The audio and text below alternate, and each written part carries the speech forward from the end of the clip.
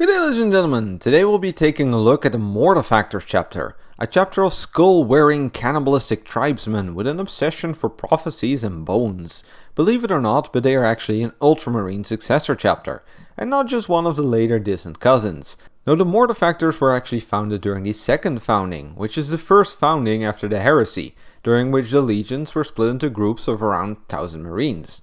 The Mortifactors chapter initially started out as one of these groups, with Sasebo Tsuzuka at its head. Sasebo was always a bit of a quirky guy, however, and had always been a big believer in the Emperor's Tarot. So when the cards told him to do so, the newly promoted chapter master led the Mortifactors to the night world of Posul. Posul is an interesting planet, in many ways.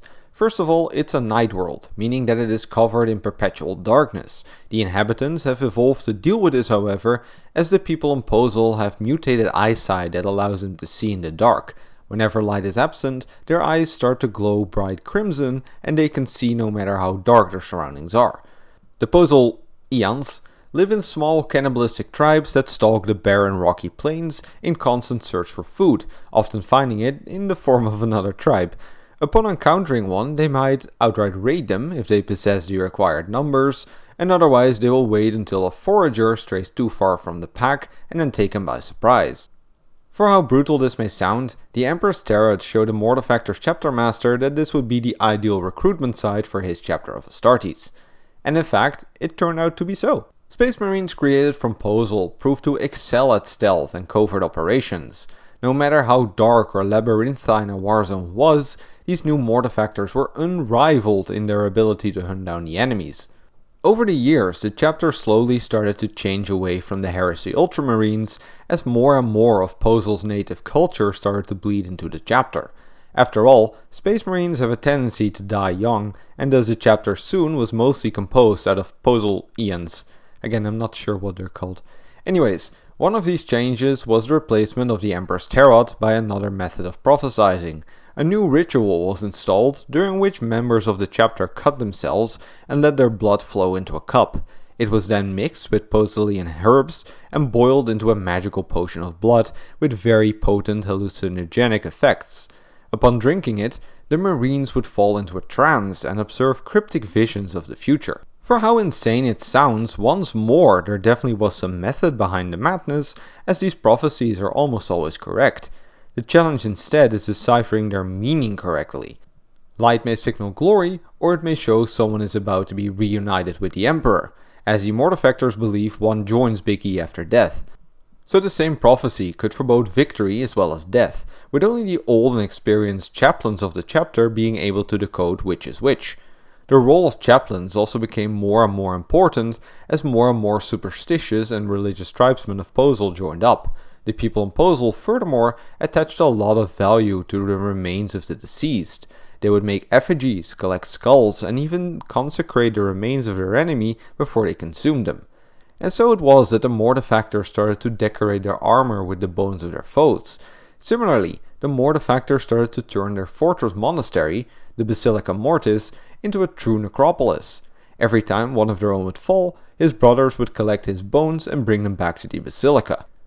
Here the bones would be consecrated and placed into the walls of the monastery. 10,000 years after the start of this practice, Uriel Ventris would one day visit the Basilica Mortis and observe that almost the entire ship was made up out of the bones of the dead Astartes.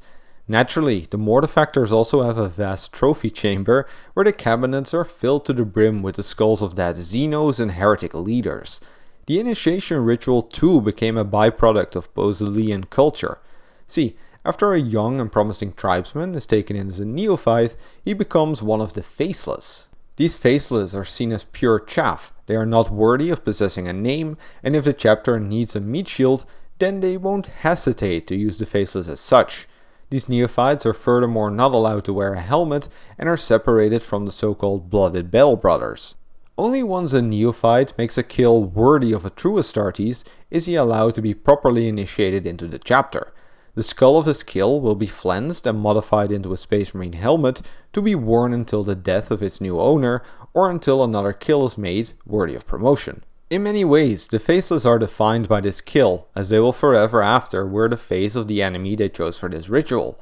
It is such an important and defining experience that the faceless sometimes even turn down skulls of mighty opponents if they do not feel a spiritual connection to the kill.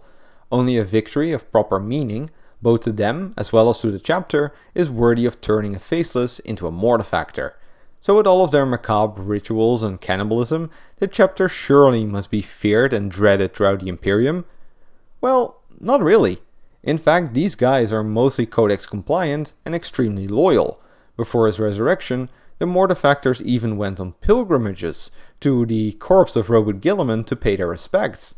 Even the ecclesiarchy likes them, as they openly worship the saints and martyrs of the Imperium with a genuine reverence.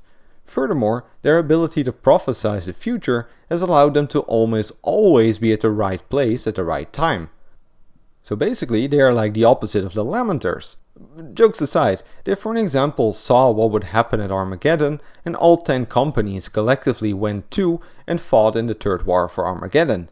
Similarly, they were able to help defend Ultramar during the Plague Wars, and they too were present during Leviathan's invasion of Tarsis Ursa.